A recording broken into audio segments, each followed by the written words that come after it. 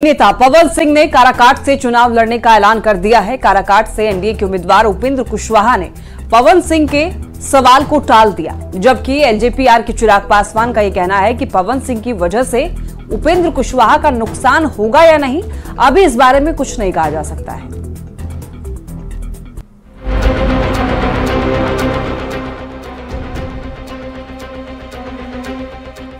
Bhojpuri film industry में power star के नाम से चर्चित पवन सिंह ने काराकाट से लोकसभा का चुनाव लड़ने का ऐलान किया। बिहार की सियासत में चुनावी बहस छिड़ गई। सवाल ये उठने लगे कि पवन सिंह ने काराकाट को ही क्यों चुना और पवन सिंह के चुनाव लड़ने से किसको नुकसान होगा।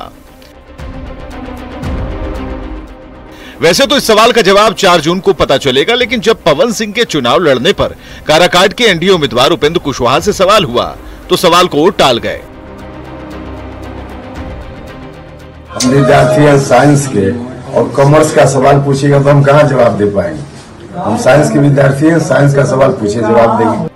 पवन सिंह के काराकाट से चुनाव लड़ने के ऐलान पर लोक जनशक्ति पार्टी रामविलास के अध्यक्ष चिराग पासवान का कहना है कि अभी तो पवन सिंह ने सिर्फ एक पोस्ट किया है।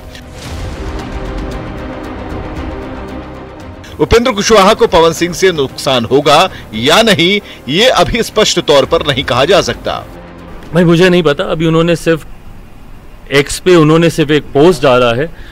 अभी जैसे ही स्थिति थोड़ी और स्पष्ट होगी कि वो किसी दल से चुनाव लड़ रहे हैं, निर्दलीय चुनाव लड़ रहे हैं, लड़ेंगे कि भी नहीं लड़ेंगे, अभी ये स्थिति स्पष्ट नहीं है।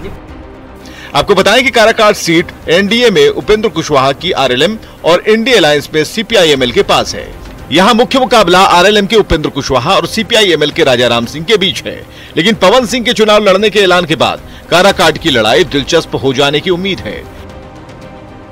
न्यूज़ 18 के लिए सासाराम से अजित कुमार और पटना से विनीता मिश्रा के साथ ब्यूरो रिपोर्ट। जमुई लोकसभा क्षेत्र में पड़ने वाले मुंगेर के तारापुर में तेजस्वी यादव ने चुनावी जनसभा की है। तेजस्वी यादव ने एनडीए पर कड़ा प्रहार किया है। तेजस्वी यादव ने कहा कि मोदी की गारंटी चाइनीज सामान की तरह है, चुनाव के बाद गारंटी खत्म। तेजस्वी यादव ने नीतीश कुमार के पाला बदलने पर भी जमकर तंज कसा।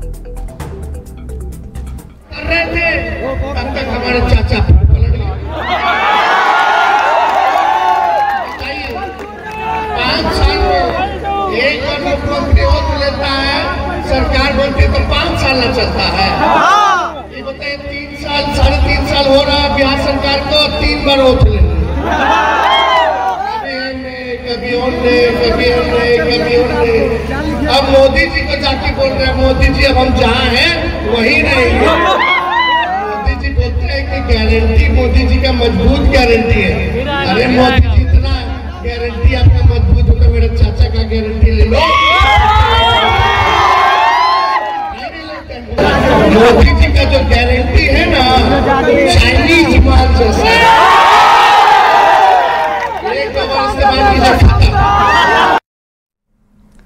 मुंगेर से एनडीए प्रत्याशी ललन सिंह जब जमालपुर के जुलीवेल चौक पर पहुंचे तो उन पर फूलों की बारिश की गई।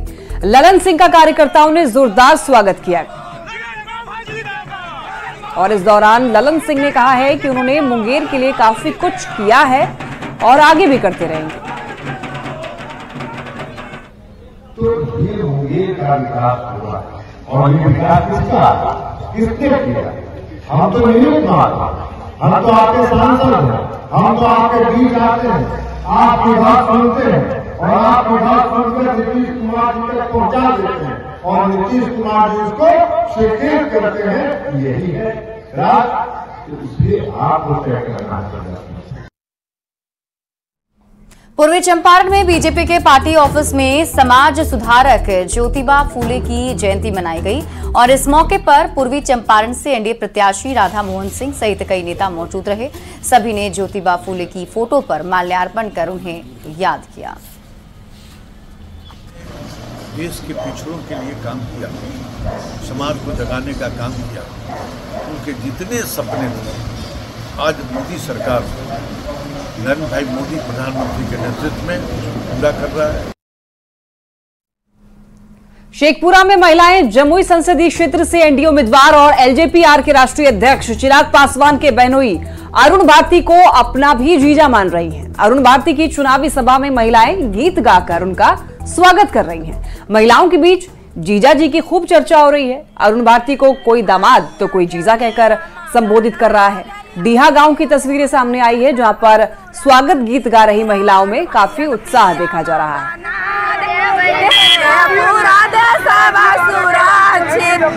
नरेंद्र मोदी को प्रधानमंत्री बनाना है क्या? जरूर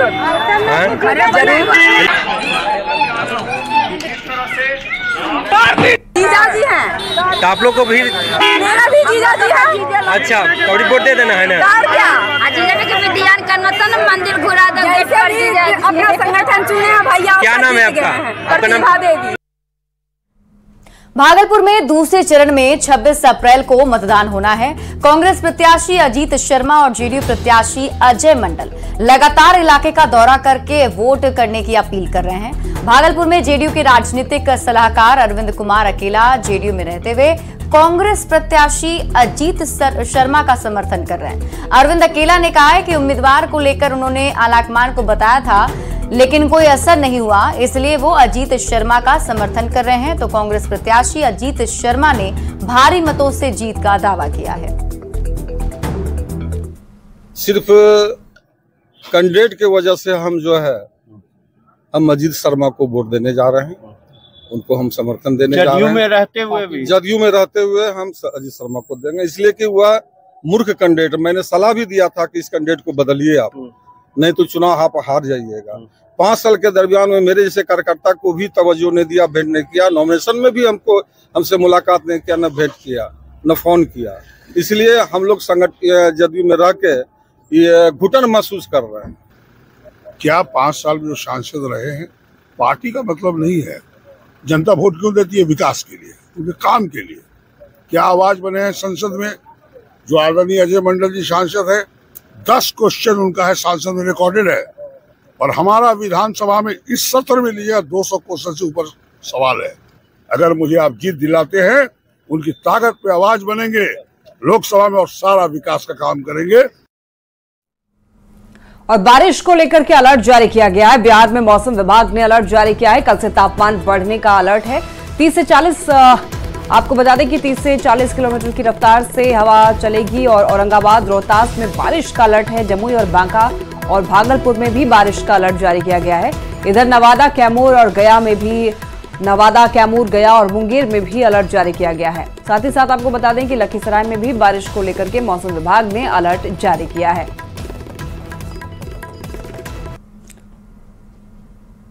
तो आपको बता दें कि बीजेपी की तरफ से तेजस्वी यादव पर जोरदार हमला बोला क्या है। बीजेपी ने लालू प्रसाद को गरीबों का मसीहा बताए जाने पर सवाल उठाए हैं। बीजेपी प्रवक्ता ने तेजस्वी यादव पर हमला बोलते हुए कहा है कि उन्हें कुछ भी बोलने से पहले उसकी जानकारी लेनी चाहिए। आज भी लोग लालू राज को याद करके डर जाते हैं। मेरा सवाल है तेजस्वी यादव जी से कि उनको कुछ भी बोलने के पहले आत्मज्ञान करना चाहिए। अपने पिता और माता के कार्यकाल को पहले आत्मसात करना चाहिए, समझना चाहिए कि उनके कार्यकाल में किस तरह से बिहार सरकार का यूएसपी बदल गया था। बिहार ने अपनी अस्मिता खो दी थी। सड़क में गड्ढे थे कि गड्ढे में सड़क, ये बिहार के लोग नहीं जानते थे। विद्युत के तार थे, पोल थे, लेकिन करंट नहीं था। उसमें कपड़े सुखाए जाते थे। घर से शिल्पी गौतम कांड और पापड़ी बोस कांड के बाद घर से लड़कियों को निकलने पर प्रतिबंध लग गया था। शाम होते सड़कें सन्नाटा हो जाती थी सड़कों पे। चुनाव से पहले आरोप प्रत्यारोप का दौर जारी है और इसी कड़ी में बीजेपी के राष्ट्रीय प्रवक्ता शाहनवाज हुसैन ने एमवाई समीकरण को लेकर के आरजेडी पर जमकर हमला बोला और मुस्लिम के कम और यादवों के ज्यादा उम्मीदवार बनाए जाने पर सवाल उठाए। इधर टीएमसी सांसद शत्रुघ्न सिन्हा ने तेजस्वी यादव के एमवाई समीकरण तो बिहार में फेल हो ही गया है। जातीय जनगणना क्यों कराया था? जब माई समीकरण बोलना अब बंद कर देना चाहिए राजद। बैलेंस एम और वाई में भी नहीं कर सकते तो फिर माई समीकरण किस बात का। अभी तक इनको उम्मीदवार नहीं मिल रहा, अभी भी एक उम्मीदवार की तलाश जारी है। टीएमसी सांसद शत्रुघ्न सिन्हा ने तेजस्वी यादव के मछली और नारंगी वाले बयान पर टिप्पणी से इनकार कर दिया है। वहीं एनडीए के 400 सीट जीतने के दावे पर शत्रुघ्न सिन्हा ने कहा है कि कहीं 2004 वाला रिजल्ट ना आ जाए। हमें ऐसा लगता है 400 सीटों की बात जो कर रहे हैं कहीं नतीजा जो है 2004 वाला ना हो जाए। जो 400 सीट तो बहुत दूर की बात है, शुक्र मनाएं अगर नतीजा 2004 का भी हो जाए तो। झारखंड में गठबंधन के सहयोगी दलों के बीच सीट बंटवारे को लेकर रस्साकशी जारी है। जेएमएम और कांग्रेस के बीच पेच फंसा हुआ है। आरजेडी भी 2 से कम सीट पर मानने को तैयार नहीं है। आरजेडी अध्यक्ष लालू प्रसाद सीट को लेकर कांग्रेस से बात कर चुके हैं।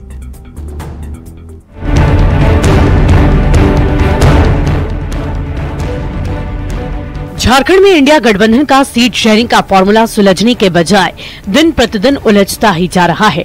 आरजेडी 2 सीट से कम पर मानने को तैयार नहीं है तो कांग्रेस और जेएमएम के नेता कुछ सीट की अदला बदली चाहते हैं। असलियत यही है कि कई सीट को लेकर अब भी पेंच फंसा हुआ है, पर गठबंधन के सहयोगी दल ऑल इज वेल का राग अलाप रहे हैं। हम सभी घटक दलों में एका है, हम सभी एकमत हैं इस मामले में कि हमें यहाँ से झारखंड से एक भी फूल, कमल का फूल नहीं खिलने देना। लक्ष्य एक है, हम लोग का निशाना एक है। तमाम बातें दिल्ली में पूरी हो चुकी है, उसके बाद किन लोग इस प्रकार का दावा कर रहे हैं, वो कौन लोग हैं इंडिया गठबंधन के अंदर, हमें ये समझ से परे है। क्योंकि इंडिया अलायंस या किसी राजनीतिक दल का सिर्फ अलायंस नहीं है, बल्कि यह हिंदुस्तान बचाने की अलायंस है। जेएमएम जमशेदपुर के बदले कांग्रेस से गोड्डा सीट को मांग रहा है तो लोहरदगा सीट की भी डिमांड लगातार की जा रही है, जबकि लोहरदगा से कांग्रेस सुखदेव भगत को प्रत्याशी बना चुकी है। कांग्रेस पर सिर्फ जेएमएम का ही दबाव नहीं है, निर्दलीय विधायक सरयू राय भी धनबाद सीट से कांग्रेस से बार बार समर्थन मांग रहे हैं। यही नहीं, पलामू सीट पर उम्मीदवार उतार चुकी आरजेडी भी कांग्रेस पर चतरा सीट छोड़ने का प्रेशर बना चुकी है। आरजेडी अध्यक्ष लालू प्रसाद भी इस पर कांग्रेस नेताओं से बात कर चुके हैं, यानी गठबंधन में अभी खेल और भी बाकी है। हमारे आदरणीय नेता लालू प्रसाद यादव भी चाहते हैं कि चतरा और पलामू से हम लोगों को चुनाव लड़ना है, इसलिए कांग्रेस को भी चाहिए कि सेक्रीफाइस करे, चूंकि केवल लड़ना नहीं है, जीतने के लिए लड़ना है और भारतीय जनता पार्टी को हराना है। इसलिए राष्ट्रीय जनता दल पूरे तन मन के साथ चतरा और पलामू के लिए तैयार है। दरअसल कांग्रेस अपने हिस्से की कई सीट पर अब तक उम्मीदवार के नाम का ऐलान नहीं कर सकी है। यही वजह है कि जेएमएम और आरजेडी जैसे सहयोगी दल बार बार सीट छोड़ने का दबाव बना रहे हैं। ऐसे में आने वाले समय में सीट शेयरिंग के फॉर्मूले में बदलाव दिखे तो ये चौंकाने वाला नहीं होगा। अविनाश कुमार, न्यूज़ 18, रांची।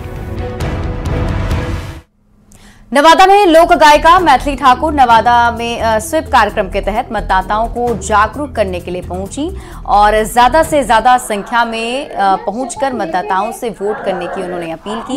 उन्होंने लोगों को शपथ दिलाया कि 19 अप्रैल को सभी लोग भारी से भारी संख्या में घर से निकलकर वोट करें। इस दौरान मैथिली ठाकुर ने अपने कई लोकप्रिय गीत भी सुनाए। बता दें कि राज्य मतदाता आइकॉन के नाते मैथिली ठाकुर राज्य के अलग अलग क्षेत्र में पहुंचकर लोगों को वोटिंग के प्रति जागरूक कर रही है। स्वीप आइकॉन के नाते यहाँ आई हूँ और यहाँ पे सभी लोगों को मतदान करने के लिए जागरूक करने आई हूँ और यहाँ पर कुछ देशभक्ति गीत भी सुनाऊंगी और मतदान से जुड़े हुए कुछ गीत सुनाऊंगी और लोगों से अपील करूंगी कि वो इस बार जरूर अत्यधिक मात्रा में वोट देने के लिए पहुँचे। क्या मैसेज होगा मैथिली लोगों के लिए? मैं सभी से यही अपील करूंगी कि वोटिंग वाले दिन जरूर घर से बाहर निकल के सबसे पहला काम यही होना चाहिए कि वोट दें। वक्त हो चला एक छोटे से ब्रेक का, जल्द लौटेंगे।